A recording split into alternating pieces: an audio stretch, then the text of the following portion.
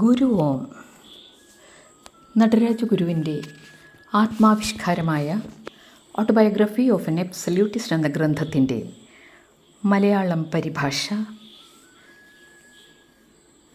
സ്വധർമ്മം കണ്ടെത്തുന്നു എന്ന അധ്യായം, ഭാഗം 2. സന്യാസവും ത്യാഗവും എന്ന ഉപാധ്യായം. നാരായണ ഗുരു പലപ്പോഴും സന്യാസിമാരെ ത്യാഗികൾ എന്ന് പറയാറുണ്ട്. സ്വാർത്ഥമാത്രങ്ങളായ ആശകളെയും അഭിലാഷങ്ങളെയും ലഘൂകരിച്ച് ബ്രഹ്മാനന്ദത്തെ പരമമൂല്യമായി കാണുന്ന ഒരു ജീവിത മാതൃകയാണ് അവർ അംഗീകരിച്ചിരിക്കുന്നത് എന്ന് മാത്രമാണ് ഇതുകൊണ്ട് അർത്ഥമാക്കുന്നത്. പ്രാപിക്കേണ്ട ലക്ഷ്യവും അതിനുള്ള മാർഗവും തമ്മിലുള്ള ദ്വൈതം അങ്ങനെ ഒരു തരത്തിൽ അംഗീകരിക്കപ്പെടുന്നുണ്ടെങ്കിലും ഈ ദ്വൈതത്തിൻ്റെ അംശലേശം പോലും ബ്രഹ്മസാക്ഷാത്കാരത്തിലേക്കുള്ള തീർത്ഥയാത്രയ്ക്കിടയിൽ സാധകന് നിർമ്മാർജ്ജനം ചെയ്യാവുന്നതാണ്. തീവണ്ടിയിൽ കയറി കഴിഞ്ഞവരും അതിനുവേണ്ടി ക്യൂ നിൽക്കുന്നവരും ടിക്കറ്റ് കയ്യിൽ കിട്ടിയിട്ടുള്ളവരും ടിക്കറ്റ് കിട്ടിയിട്ടില്ലാത്തവരും എല്ലാം തത്വത്തിൽ സഹയാത്രികർ തന്നെയാണല്ലോ. ഇവരെയെല്ലാം കൂട്ടിയിണക്കുന്നത് സാമാന്യമായ ഒരു ലക്ഷ്യം മാത്രമാണ്.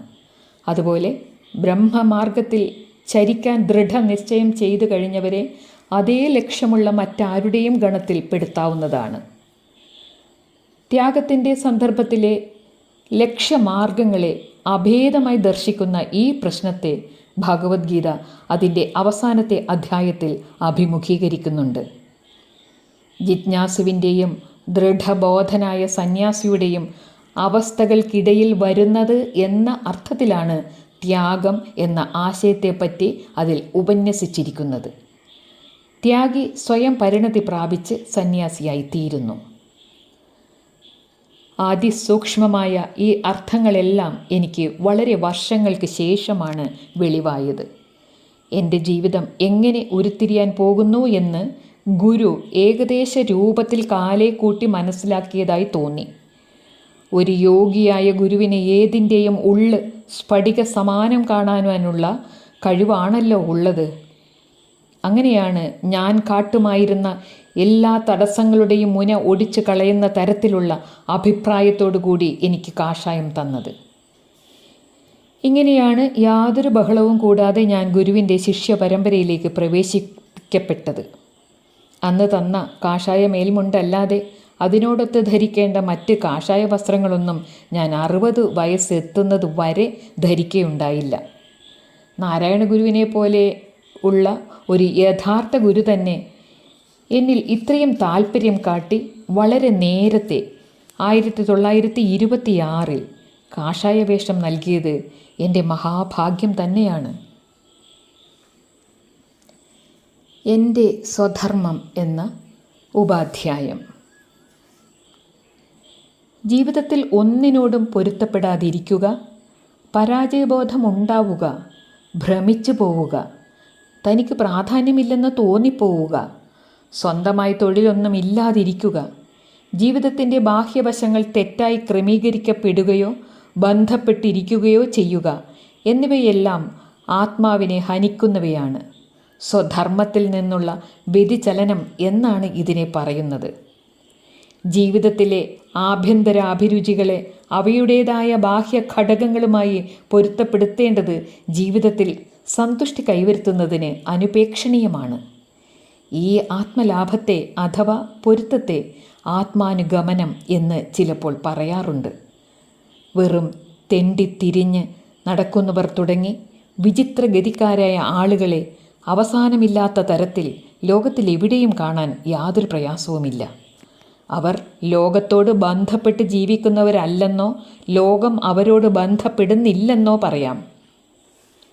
തിരക്കു പിടിച്ച മനുഷ്യരുടെ ഒന്നും ശ്രദ്ധയിൽപ്പെടാതെ മഹാത്മാക്കൾ ഇങ്ങനെ അലഞ്ഞു നടക്കുന്നുണ്ടാവും. അധ്യാത്മ ജീവിതത്തിലെ വളരെ ഉയർന്ന നിലവാരത്തിൽ ഗണിക്കപ്പെടാൻ അർഹതയുള്ളവരായിരിക്കും അവർ. ചിലപ്പോൾ വലിയൊരു അഹന്തയും മനുഷ്യരെ എങ്ങും കൊള്ളിക്കാൻ നിവൃത്തിയില്ലാത്തവരാക്കാറുണ്ട്. ഫലത്തിൽ ലോകത്തിനും തനിക്കും നഷ്ടപ്പെട്ടു പോകാൻ ഇടയാക്കാറുമുണ്ട്. മാനുഷിക സമ്പത്തിൻ്റെ ഈ ഇനത്തിൽപ്പെടുന്ന നഷ്ടം മറ്റ് ഏത് തരത്തിലുള്ള ഛേദത്തെക്കാളും ഏറിയതാണ്. ജനതയെ ഒന്നായി ബാധിക്കാറുള്ള സാമൂഹ്യമായ വീർപ്പുമുട്ടൽ ഇത്തരത്തിലുള്ളൊരു അസ്വാസ്ഥ്യമായി സ്വയം പ്രകടമായേക്കാം. അത് രാജ്യങ്ങളെ ബലഹീനമാക്കുകയും മറ്റുള്ളവരുടെ വികാരങ്ങളെ വ്രണപ്പെടുത്തുകയും ചെയ്തേക്കാം. ജാതിയെപ്പറ്റിയുള്ള ധാരണയെ ദുർവ്യാഖ്യാനം ചെയ്യുകയോ അതിവ്യാഖ്യാനം ചെയ്യുകയോ ചെയ്ത് അതിനെ നിശ്ചേഷ്ടമായ അർത്ഥത്തിൽ മനസ്സിലാക്കുമ്പോൾ ഭാരതത്തിൽ സംഭവിച്ചതുപോലെ സമുദായത്തിൽ ഒന്നിനോടും പൊരുത്തപ്പെടാനാവാത്ത മനുഷ്യർ കൂട്ടത്തോടെ ഉണ്ടായേക്കാം. അല്ലെങ്കിൽ ശ്വാസം മുട്ടിക്കുന്ന സാമൂഹിക ശക്തികളെ പാതാളത്തിലേക്ക് ഓടിച്ചു വിടാനും മതി. അങ്ങനെ സ്വധർമ്മത്തിൽ നിന്ന് വ്യതിചലിക്കുമ്പോൾ വ്യക്തിയുടെ ജീവിതത്തിലും പൊതുജീവിതത്തിലും ഉപദ്രവതരങ്ങളായ പരിതസ്ഥിതികൾ സംജാതമാകാറുണ്ട്.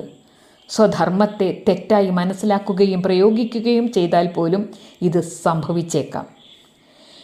ഇതിൻ്റെ പരീക്ഷണത്തെ അതിജീവിക്കാൻ വളരെ അപൂർവം പേർക്ക് സാധിക്കാറുള്ളൂ. ബ്രാഹ്മണൻ്റെ കാര്യത്തിലായാലും പറയൻ്റെ കാര്യത്തിലായാലും ഹാനികരമായിട്ടുള്ളത് സ്വധർമ്മത്തിൽ നിന്നുള്ള വ്യതിയാനം തന്നെയാണ്.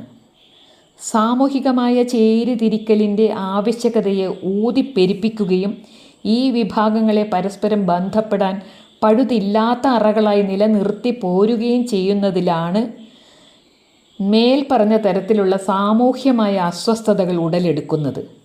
വെറും വിവേചനാശൂന്യതയിൽ നിന്നാണ് ഇത് സംഭവിക്കുന്നത്. ആന്തരികമായ നിയമവും ഉഭയപക്ഷങ്ങളുടെ സഹവർത്തിത്വവും എപ്പോഴും കണക്കിലെടുക്കണം. ഇങ്ങനെ നോക്കുമ്പോൾ സ്വധർമ്മ നിശ്ചയം യോഗസിദ്ധി പോലെയുള്ള ഒന്നാണ്. അവിടെ മാർഗനിർദ്ദേശത്തിന് ഗുരു ഉണ്ടാവണം. 1925-നും 28-നും ഇടയ്ക്കുള്ള കാലഘട്ടത്തിൽ എൻ്റെ ജീവിതവും ഇപ്പറഞ്ഞ അതിസൂക്ഷ്മമായ രീതിയിൽ ആശയ്ക്ക് വകയില്ലാതെ നാശോന്മുഖമായി പോകുന്നത് എനിക്ക് കാണാമായിരുന്നു. ഗുരുവിൻ്റെ കാരുണ്യം കൊണ്ട് മാത്രമാണ് ഞാൻ എൻ്റെ സമനിലയും താളക്രമവും വീണ്ടെടുത്ത് അധ്യാത്മമായ സ്വസ്ഥത പുനഃസ്ഥാപിച്ചത്. ഇനി അക്കഥ പറയാം. മാതൃകാ പാഠശാല തുടങ്ങാനുള്ള സംരംഭം എന്ന ഉപാധ്യായം. ചുരുക്കി പറഞ്ഞാൽ എൻ്റെ അഭിരുചിക്ക് യഥാർത്ഥത്തിൽ യോജിക്കുന്ന ഒരു തൊഴിലും എനിക്കുണ്ടായിരുന്നില്ല. എൻ്റെ പ്രയത്നശക്തിയുടെ വ്യഥാവ്യയമായിരുന്നു നടന്നിരുന്നത്. ഞാൻ പരിശീലനം സിദ്ധിച്ച വിദ്യാഭ്യാസ വിദഗ്ധനാണ്. ആ തൊഴിലിനോട് എനിക്ക് ഹൃദയപൂർവകമായി പ്രതിപത്തിയുമുണ്ട്. എന്നാൽ എൻ്റെ ആശയങ്ങൾക്കനുസരിച്ച് നടത്തത്തക്ക ഒരു വിദ്യാലയം ഉണ്ടാക്കി തരുവാനുള്ള ഗുരുവിൻ്റെ എല്ലാ ശ്രമങ്ങളും വിഫലമായി. നാട്ടിലെ സമുദായക്കാർക്ക് എന്നെ കണ്ണിന് നേരെ കാണുന്നത് പോലും ഇഷ്ടമായിരുന്നില്ല.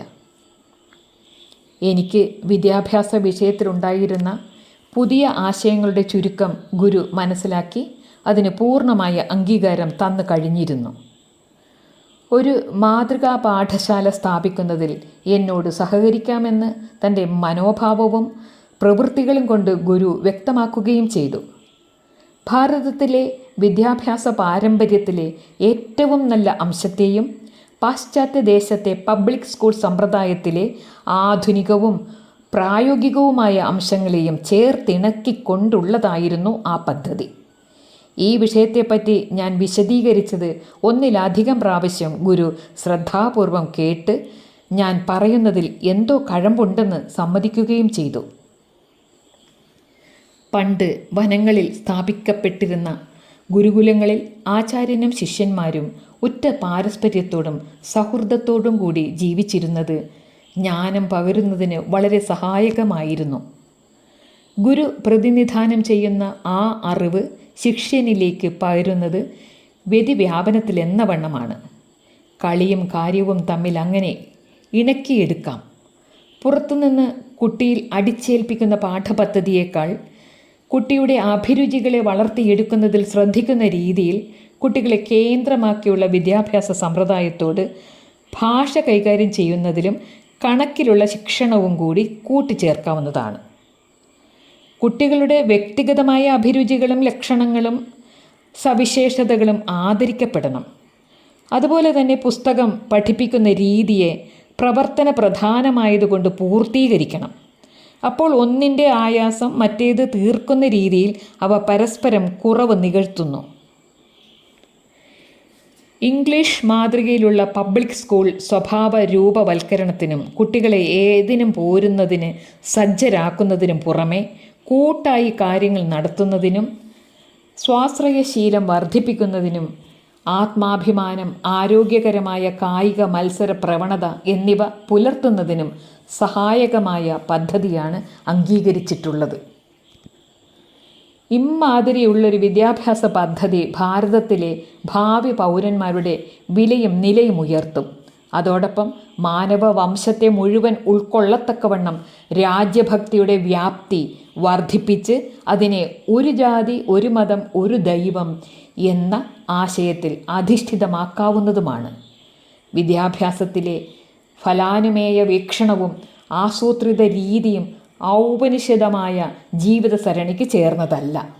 അതേസമയം റൂസോയുടെ നെഗറ്റീവ് എഡ്യൂക്കേഷൻ പ്രാചീന ഭാരതത്തിന് പരിചിതമായിരിക്കുന്ന ഗുരുകുലവാസം, ബ്രഹ്മചര്യം, ഗുരുഭക്തി എന്നീ ആശയങ്ങളോട് പൊരുത്തപ്പെടുന്നതാണ്. ഗുരുവിന് തന്നെയും ഇത്തരമൊരു വിദ്യാലയ സ്ഥാപനം കാര്യത്തിൽ താൽപ്പര്യമുണ്ടായിരുന്നു എന്നുള്ളത് ആലുവയിലെ അദ്വൈതാശ്രമം സ്കൂൾ സ്ഥാപിച്ചതിലൂടെ വെളിപ്പെടുത്തിയിട്ടുണ്ട്. അവിടെ ഗുരു തന്നെ കുട്ടികളെ വിസ്തൃതമായ പെരിയാറ്റിലെ ശുദ്ധജലത്തിൽ കുളിക്കാൻ കൊണ്ടുപോകുന്നതും സ്വന്തം കൈകൊണ്ട് അവർക്ക് പായസം വിളമ്പിക്കൊടുക്കുന്നതും കണ്ടിട്ടുണ്ട്. ഇത്തരം ആദർശങ്ങൾ പച്ചമരുന്നോ അങ്ങാടിമരുന്നോ എന്നുപോലും ഗുരുവിൻ്റെ അനുയായികൾക്ക് അറിയാമായിരുന്നില്ല. ഇടത്തരക്കാരായ ബുദ്ധിജീവികളെ അന്ന് കടന്നാക്രമിച്ച് കഴിഞ്ഞിരുന്നത് ആംഗ്ലോ ഇന്ത്യൻ രീതിയുടെ മോടിപ്പകിട്ടാണ്. ക്രോസ് ബെൽറ്റ് ഇട്ട ഉദ്യോഗസ്ഥനാവുക, അല്ലെങ്കിൽ ഇന്ത്യൻ സിവിൽ സർവീസിൽ ഒരു ഓഫീസർ ആവുക എന്നതാണ് സ്വന്തം പുത്രനെ സംബന്ധിച്ചിടത്തോളം ഏറ്റവും അഭികാമ്യമായി ഏത് പിതാവും അന്ന് കരുതിയിരുന്നത്. രണ്ടാം ഭാഗം പൂർണ്ണമാകുന്നു. ഗുരു ഓം തത്സത്.